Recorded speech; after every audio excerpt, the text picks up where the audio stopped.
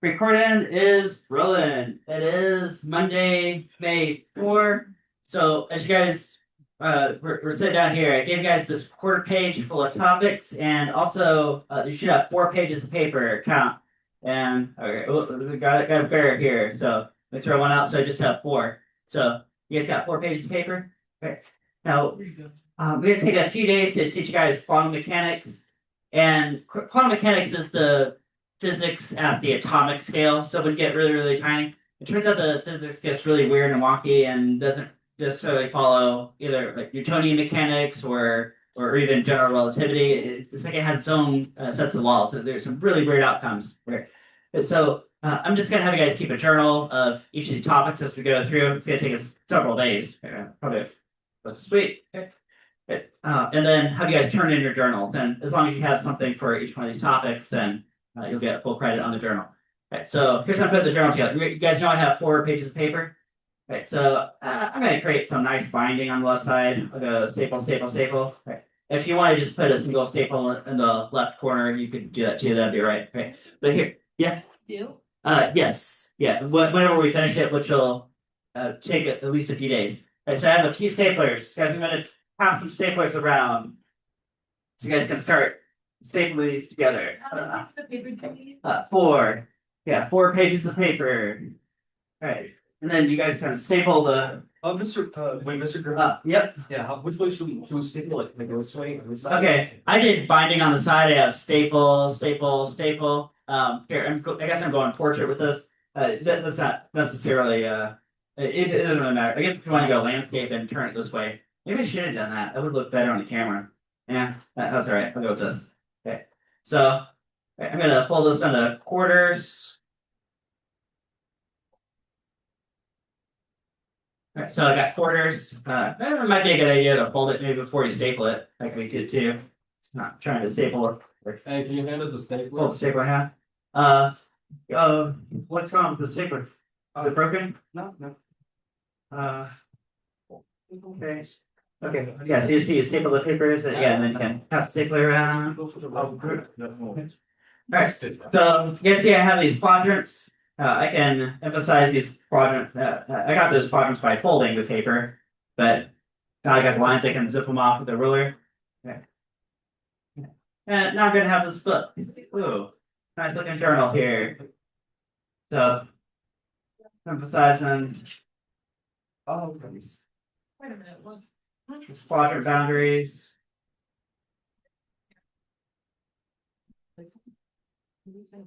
Wait, so Mr. Can we fold it into fourths and then we staple it? Yeah, that's a good idea. Yeah. All right, fold into quarters, just so you get these nice quadrant lines. Okay, and then staple it. What side do we staple? Yeah, either however you want it to turn. Right. So I staple it so it looks like portrait. If you want to staple it so it looks like landscape, that's perfectly fine. It's not gonna mess anything up. Right, so now I got all these quadrants. All these quadrants. You have any Paper. Yeah, let's go this one. All right. Yeah. All right. Right. So I got all these quadrants. Right, so back to the front page. I'm gonna write Anyone build their stapler? I have it. quantum Stapler? mechanics. Oh, no. Bro, something. Whoops, mechanics. Mr. Griffin, we don't have our staples done. Journal. Yeah, and got a little step ahead here. Right. And then write your name in the corner. Name. Right. So that when you eventually turn this in a few days, then I'll know who to give the credit to. Okay.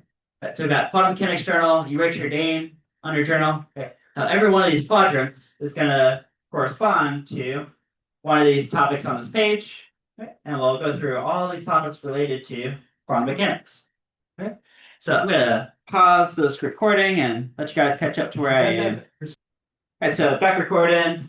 Yeah, let's go ahead and if you're up to where I am, then you can go to the next step, which is to start writing your topic. So the very first topic is a question: how small is an atom? Okay. Since quantum mechanics is the physics of atomic scale material, right, or possibly waves we're looking at. Yeah.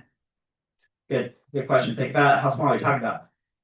Number 2, photoelectric effect. Actually, let's just call it that. Let's just call it photoelectric effect. Number 2. Okay. Number 3, E equals HF discrete packets.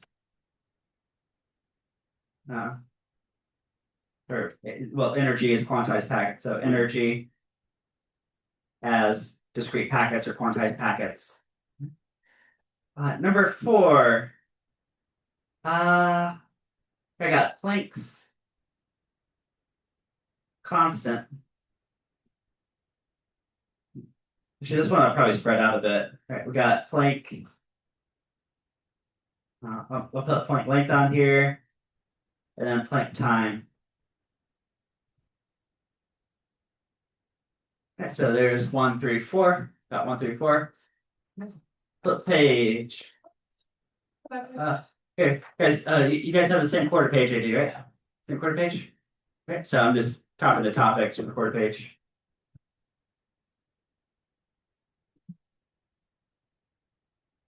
Okay. Number 5.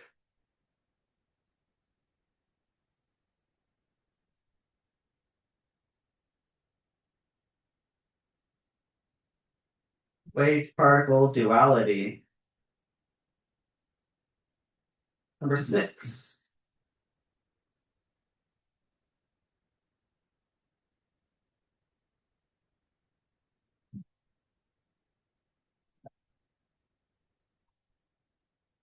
Energy levels, electron waves. Number 7.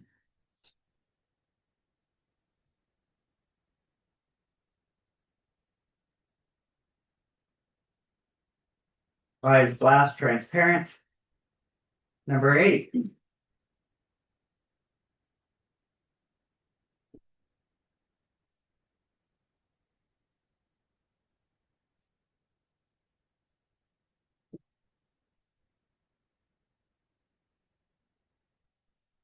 Wave function, Schrodinger's equation.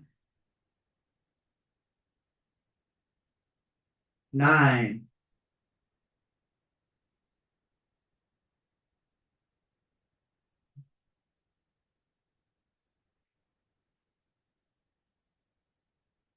Heisenberg uncertainty principle.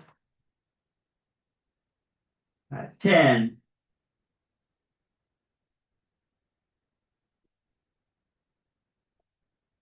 Double slit experiment.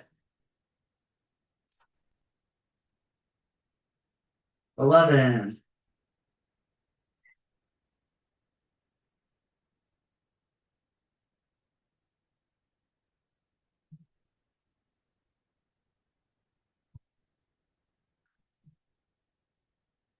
Measurement problem, Schrodinger's cat. 12. Quantum Zeno effect.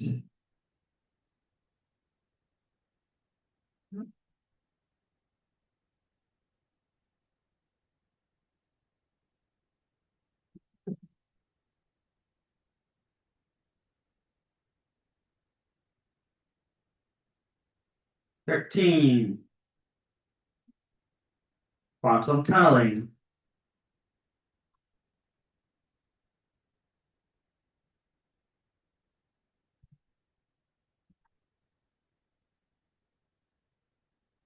14.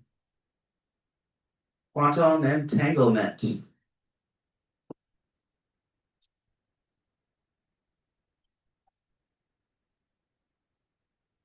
15. Fate or free will. 16. 4 fundamental forces.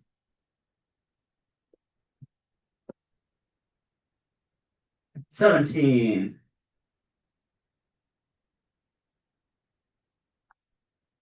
The standard model of particle physics. Particle.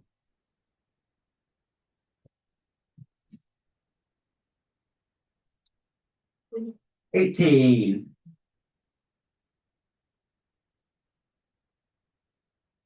Higgs field. Higgs boson. Mass.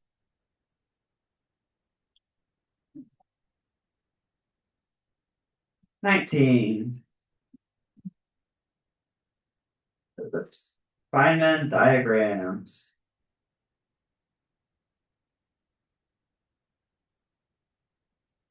20.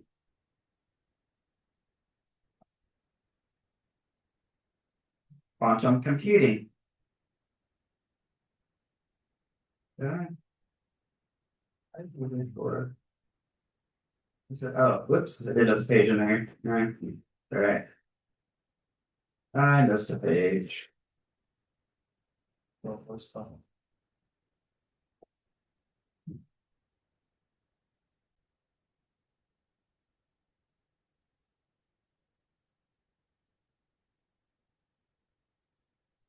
So I skipped a page, so I'm just gonna staple a new page on the back.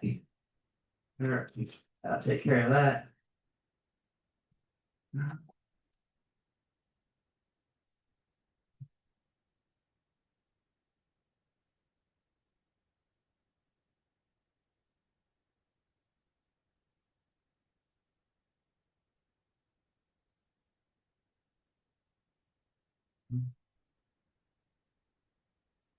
20.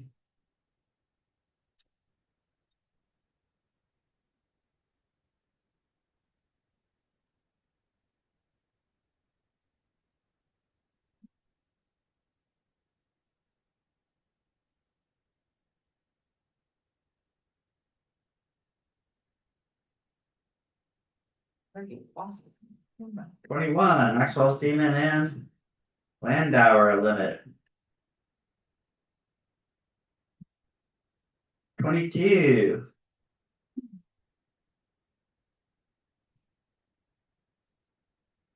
Superconductivity. 23.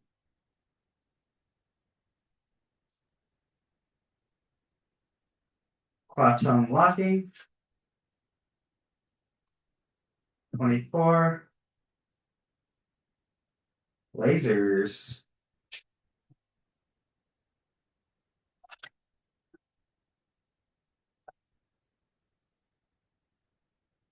25. Hawking radiation.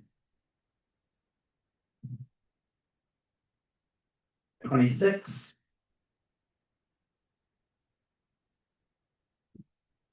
Radioactive decay.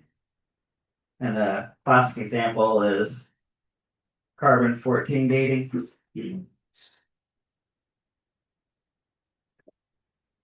27. Unification. 28.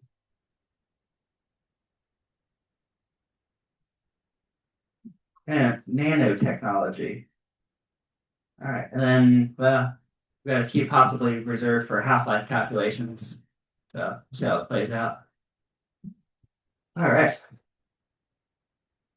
So gonna pause this recording, walk around, see how you guys are doing. All right, we're back recording. Back recording. Looks like you guys made pretty good progress on this. It's gonna take us a long time to get to the end. Okay. So let's knock out the first few days. Yeah, we got solid 25 minutes, almost half an hour in here. All right, so that's right. So for every one of these, what I'm gonna either play you a video or show you some demo or something. Right? And I just want you guys to keep track of some facts that you think look interesting, and I'll help you guys out too. So I'll complete this journal as you guys are, and you guys can steal some ideas from me. All right, so how small is an atom? How small are we talking about here?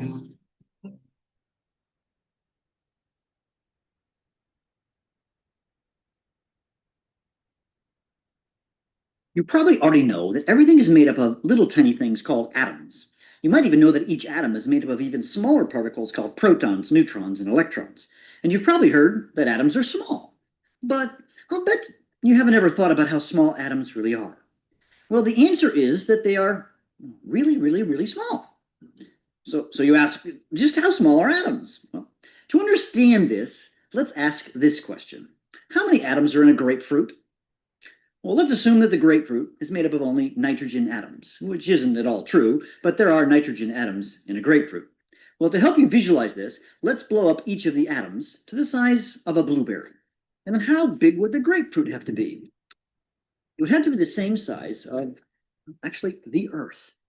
That's crazy. You mean to say that if I filled the Earth with blueberries, I would have the same number of nitrogen atoms as a grapefruit? That's right. So how big's the atom? That's a really, really, really, really small. And you know what? It gets even more crazy. Let's now look inside of each atom. And that's the blueberry, right? What do you see there? In the center of the atom is something called the nucleus, which contains protons and neutrons. And on the outside, you'd see electrons. So how big is the nucleus? Well, if atoms are like blueberries in the Earth, how big would the nucleus be? You might remember the old pictures of the atom from your science class where you saw this tiny dot on the page with an arrow pointing to the nucleus. Well, those pictures, well, they're not drawn to scale, so they're kind of wrong. So how big is the nucleus? So if you popped open the blueberry and were searching for the nucleus, you know what? It would be invisible. It's too small to see. Okay, let's blow up the atom, the blueberry, to the size of a house. So imagine a ball that is as tall as a two-story house. Let's look for the nucleus in the center of the atom. And you know what? It would just barely be visible. So to get our minds wrapped around how big the nucleus is, we need to blow up the blueberry up to the size of a football stadium. So imagine a ball the size of a football stadium, and right smack dab in the center of the atom, you would find the nucleus. And you could see it. And it would be the size of a small marble. And there's more. If I haven't blown your mind by now, let's consider the atom some more. It contains protons, neutrons, and electrons. The protons and neutrons live inside of the nucleus and contain almost all of the mass of the atom. Way on the edge are the electrons. So if an atom is like a ball the size of a football stadium, with a nucleus in the center and the electrons on the edge, what is in between the nucleus and the electrons? Surprisingly, the answer is empty space. That's right, empty. Between the nucleus and the electrons, there are vast regions of empty space. Now, technically, there are some electromagnetic fields, but in terms of stuff, matter, it is empty. Remember, this vast region of empty space is inside the blueberry, which is inside the Earth, which really are the atoms in the grapefruit. Okay, one more thing, if I can even get more bizarre. Since virtually all of the mass of an atom is in the nucleus, now, there is some amount of mass in the electrons, but most of it is in the nucleus. How dense is the nucleus? Well, the answer is crazy. The density of a typical nucleus is 4 times 10 to the 17th kilogram per meter cubed. But that's hard to visualize. Okay, I'll put it in English units. 2.5 times 10 to the 16th pounds per cubic feet. Okay, that's still kind of hard to figure. Okay, here's what I want you to do. Make a box that is 1 foot by 1 foot by 1 foot. And let's go and grab all of the nuclei from a typical car. Now, cars on average weigh 2 tons. How many cars' nuclei would you have to put into the box to have your 1 foot box have the same density of a nucleus? Is it 1 car? 2? How about 100? Nope, nope, and nope. The answer is much bigger. It is 6.2 billion. That is almost equal to the number of people in the Earth. So if everyone on the Earth owned their own car, and they don't, and we put all of those cars into your box, that would be about the density of a nucleus. Ooh, all right. Then it goes to wrap it up a little bit. Okay. So, you said a lot of things I think are pretty interesting. Here's some things that I got. You can write whatever you want to write that you thought was interesting from that. If you think you're short a few things, so you can steal some things from me, that's okay too. Okay. So I got that. He's making this analogy of nitrogen atoms in a grapefruit compared to blueberries to fill the earth. Because I can see what a blueberry is, and I kind of have a sense of how big the earth is. Okay. And it's like the same ratio. Weirdly enough, it's like the same ratio. Okay. The structure of the atom is mostly empty space. Okay? Now, how do scientists know that? How do they know that there's this really heavy core, this really dense core that's the protons and neutrons, and that these electrons, which have tiny amounts, by comparison, are going around inside the electron field. Okay, so it's from a series of experiments. One of the big experiments back in the day was by getting Ernest Rutherford.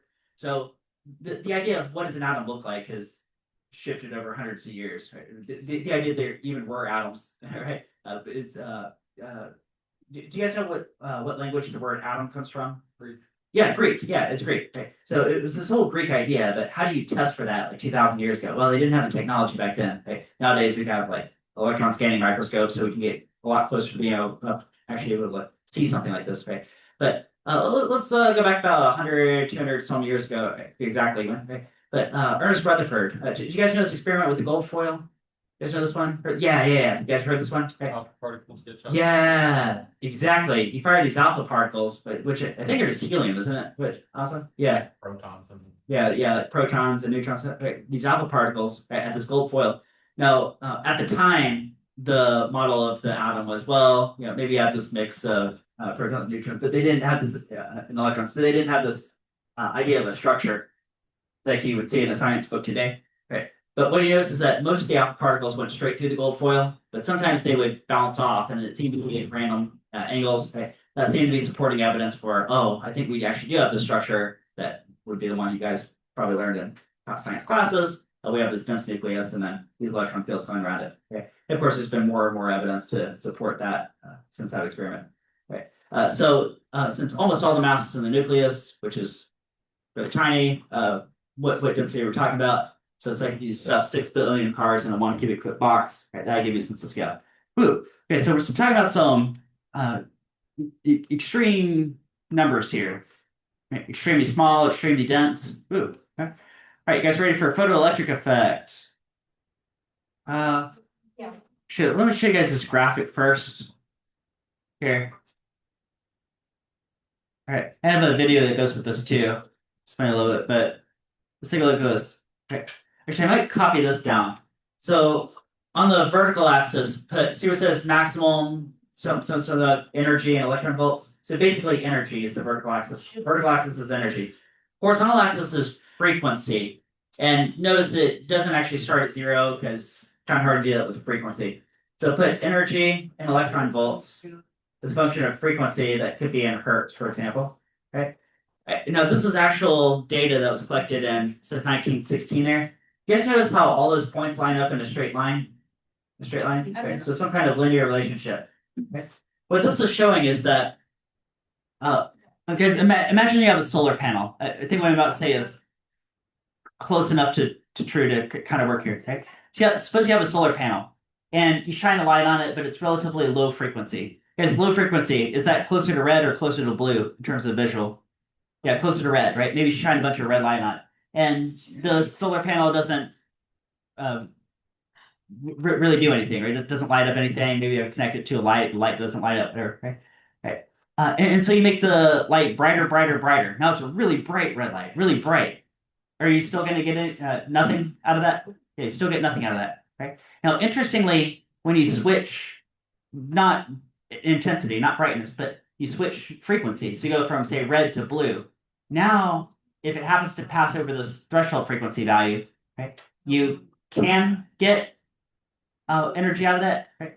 And from there on out, it's a direct relationship. So beyond that threshold frequency, you guys see if you double the frequency, you double the energy you get out of that. Right. This is called photoelectric effect. This was first discovered, I think, back in 1887, Heinrich Hertz. Right.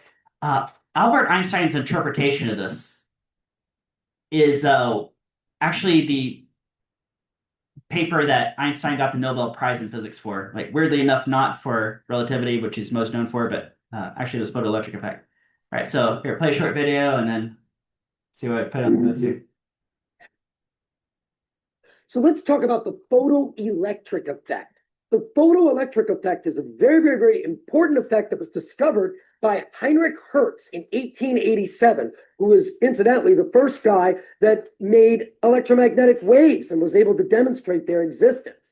It was during this study of electromagnetic waves that he saw that if you send ultraviolet light onto metals, you'll get sparks coming off. Now, he didn't really know what it was, but he was the first one to see that effect.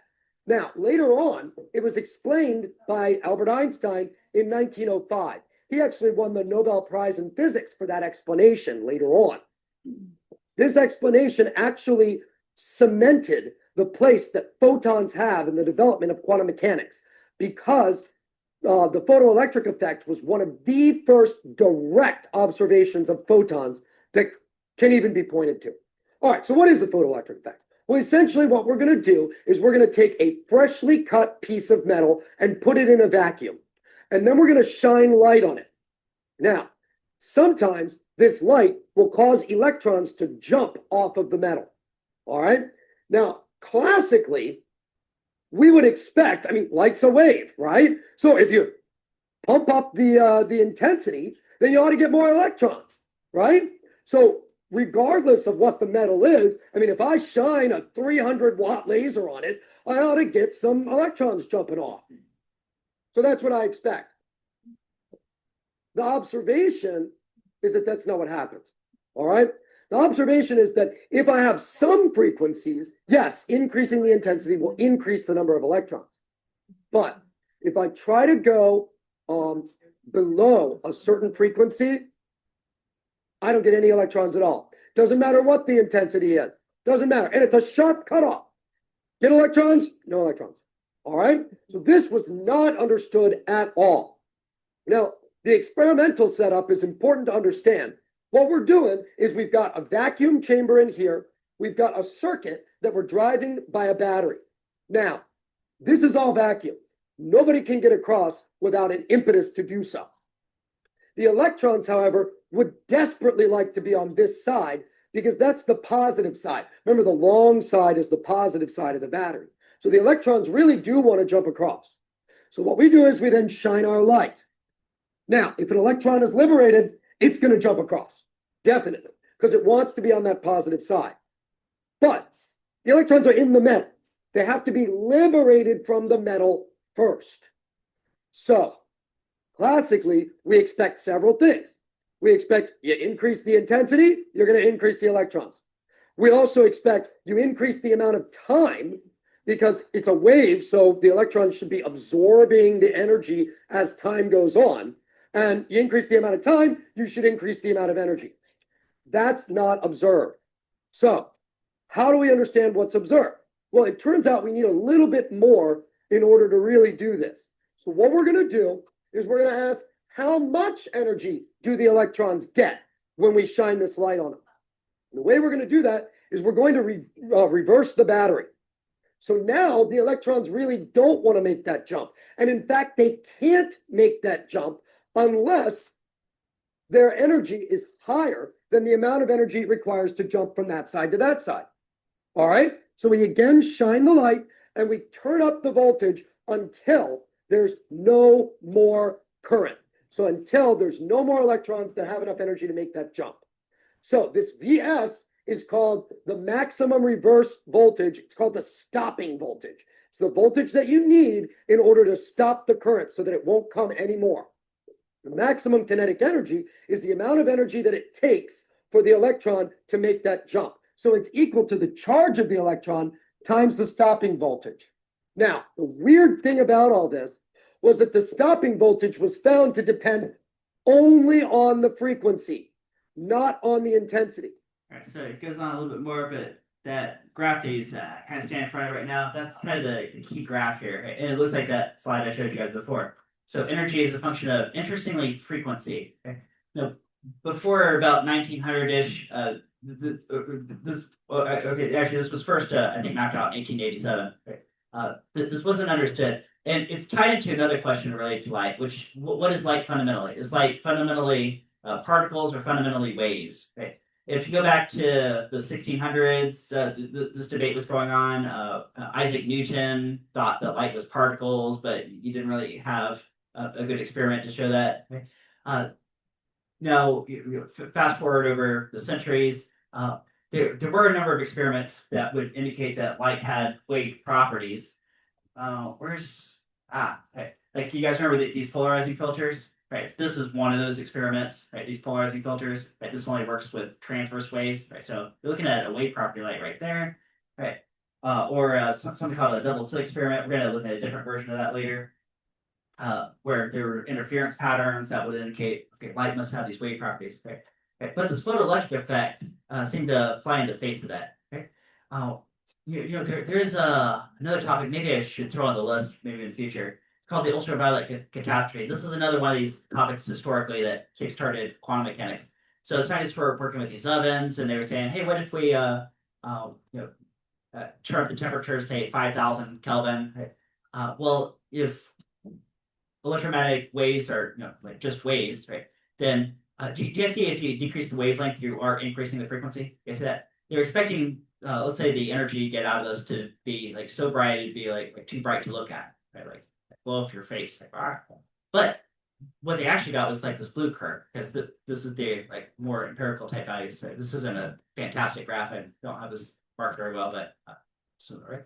And so they got something like this. So what could possibly explain that? And what it ultimately came down to is that light has more than just wave properties. It also has particle properties. Could you zoom in to the top right? Yeah. Right. So we're looking at energy as a function of frequency. We got E equals HF minus this Greek letter psi, which is going to stand for the work function. Think of it like the y-intercept ultimately here. Okay, something like that. Okay, and the slope of this line is I'm going to call this H. Now for the next week in this class, H is going to stand for a very special number called Planck's constant. This is one of the fundamental constants in the universe. Okay, one of these projects coming up, I'll give you guys a number for that too. It's a tiny, tiny, tiny number. Okay, Planck's constant. Okay. Kind of like you guys remember universal gravity constant. Nobody knows why that is what it is, right? Why is the charge of an electron what it is? Right? Nobody knows these things. It's just recorded to be, observed to be these numbers, right? Same thing with Planck's constant. It's one of these constants of the universe. Okay. And then, okay, if you go below the threshold frequency, your solar panel is not going to collect any energy. It's one way to do it. Right, so you got photoelectric effect. Okay. Actually, that ties to the next one anyway. Well, here, I'll just give you guys notes on this next one. Okay. So I have this garden hose analogy for energy as discrete packets. Okay. Let's draw a couple of garden hoses here. Okay. So I got a hose, and another hose. Yeah, let's say we're pouring marbles down these hoses. Energy as discrete packets. Okay, spray for number 3. Pour it. Let's have one of these be high frequency. High frequency. Another one be low frequency. Okay, if I'm pouring marbles down these hoses, could the marbles represent like discrete packets, like particles? Right? Like discrete packets of energy could be particles. Okay?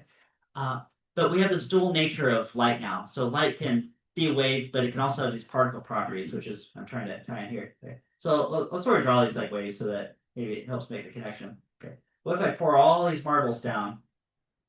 Right. Now every dot I'm drawing here is a marble, and maybe that could represent a packet of energy, like so many joules of energy, something like that. So if you pour all these marbles on, now they're pouring out the end of the hose, like, right. And so that's a high energy situation. Right? Versus if you had something that was more like low frequency, could that be like a more of a spread out wave type? Right? And in terms of marbles, it means that you're not pouring in very many marbles very frequently. It's just like, right? Right. So like how many marbles I'm pouring out here compared to here, different number of marbles. Each marble represents, say, a packet of energy. Right. So you don't get as much energy with the lower frequency. Right. Okay. And according to this photoelectric effect, according to this graph, actually that's a direct relationship. So if you double the frequency from here to here, you're also doubling the amount of energy. As long as it's beyond the cutoff frequency. You double the energy you get. Okay, so we got this garden hose analogy. Here, I'll give you guys Planck's constant here. It goes, so we're going to use H. It's 6.626 times 10 to the, what's the small, before I give you an exponent here, what's the smallest number we've worked with so far in this class? I know universal gravity is 10 to the negative 11, I think, right? Is that maybe? Or what about the charging an electron? It's like 10 to the negative 19 or something, right? But this is 10 to the negative 34. And, okay, and I have units. guys, if this, we're gonna go back to joules. Guys, if this is joules and this is hertz, could be joules per hertz as a slope, joules per hertz. Okay. But per hertz, wait a minute, there's another way to write that too. There's 1 over hertz. Is that just seconds? Okay. So oftentimes it's written as joule seconds. That's what that is. Joule seconds. All right.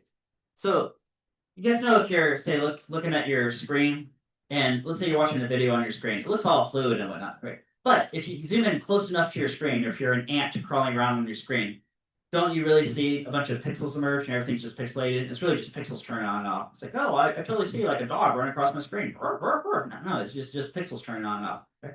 But what about the real world? What about actual reality? I mean, everything's got to be fluid in reality, right?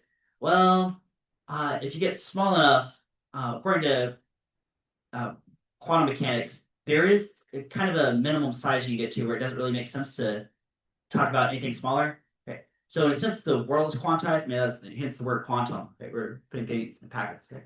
And with the Planck length, L Planck, okay, ends up being 1.616 times 10 to the negative 35 meters. Okay. So talk to a physicist. If you want to talk about any length smaller than that, it's like, well, it's not really something you can experimentally test. It's almost like this is like a pixel of the universe. Okay? Like maximum like length. Yeah, like there's no such thing in physics as half this length. Something like that. Yeah. You get down to the small and that's it. Okay. And do you guys remember there's a limiting speed in the universe, the speed of light? Well, if you let time run for, say, like this, say this distance moving at the speed of light, you can also calculate a Planck time. So I call it time Planck. And this is 5.391 times 10 to the negative 44 seconds. You have some video demos for these too. I'll just play those. Yeah. L, this is L something. PL per Planck. Planck length. Yeah. Planck length. Okay. So we got Planck length, Planck time. So negative 10 to the 44. 10 to the negative 44. Oh, Yeah. 10 to the negative 44. There you go.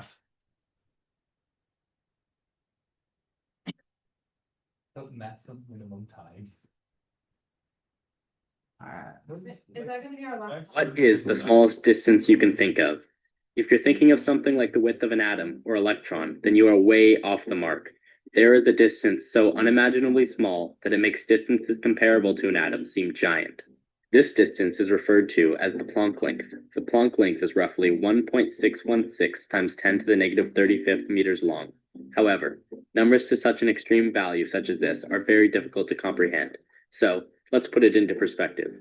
The approximate smallest distance an unaided human eye can observe is about 0.1 millimeters. This is about the width of a single human hair. Now, imagine expanding this distance to the size of the observable universe. How big would a Planck length be? Coincidentally, a Planck length would now be 0.1 millimeters long. In other words, the width of a human hair is just as close in size to the observable universe than it is to a Planck length. The question that arises here is, why is that the smallest distance? Why can't we take measurements that deal with half a Planck length or a quarter of a Planck length? Although this concept works out well in mathematics, in the real world, things are much trickier. At the Planck length, ordinary space and time cease to exist. There is possibly just nothing in between two individual Planck lengths. Time on this level just skips across Planck lengths, leaving nothing in between. Distances conceived as smaller than the Planck length inevitably boil down to the realm of quantum mechanics. Because quantum gravity dominates here, it becomes impossible to determine the difference between two locations less than a Planck length apart. Thank you for watching this episode. If you enjoyed it, Scientists think it took less than a millionth of a millionth of a millionth of a millionth of a second for the universe to expand from the size of an atom to a baseball. That may not sound like much, but it's like a golf ball expanding to the size of the Earth in the same amount of time. That means it was expanding faster than the speed of light. That's fast. So many things were happening so fast in the early universe because everything was so close together. that we need a new unit of time to describe things. It's called Planck time. To understand just how short a Planck time is, consider this. There are more units of Planck time in 1 second than all the seconds since the Big Bang.